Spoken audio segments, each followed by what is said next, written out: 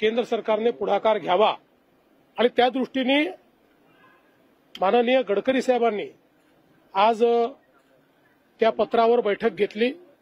जवळपास 8 प्रमुख रस्ते जे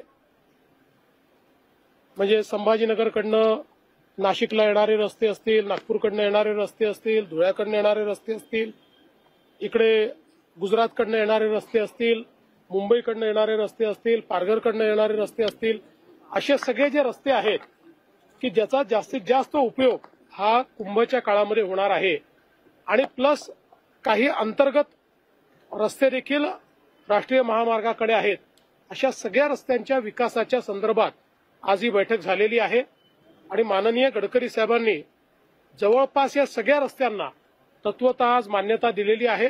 लवकरच त्याचा डीपीआर करून त्याला निधी उपलब्ध करून देण्यात येईल आणि ते काम देखील पूर्ण करण्यात येईल।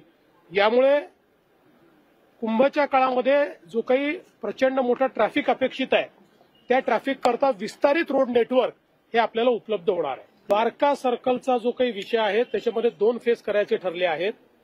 पहिल्या फेजमध्ये कुंभपर्यंत जे होऊ शकतं ते करणार आहे आणि त्याच दरम्यान सेकंड फेजचाही वर्क ऑर्डर दिला जाईल, कारण तिथे जे काही इंटरव्हेन्शन्स आहेत त्याला थोडा अधिक वेळ लागणार आहे आणि मग त्या अधिक वेळाकरता कुंभच्या काळात तो भाग खोदून ठेवलेला असेल अशी परिस्थिती येऊ नये म्हणून याला 2 भागांमध्ये आपण परिवर्तित केलेला आहे। एक भाग हा कुंभपर्यंत करण्यात येईल आणि दुसऱ्या भागाचं काम कुंभनंतर सुरू करण्यात येईल।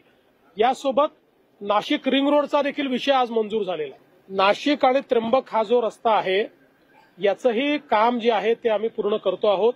विशेषतः काही ठिकाणी आता आपण 6 लेनचा रोड करतो आणि पलीकडे 4 लेनचाच रोड होता, तोही 6 लेनचा करण्याची आता गडकरी साहेबांनी मान्यता दिली।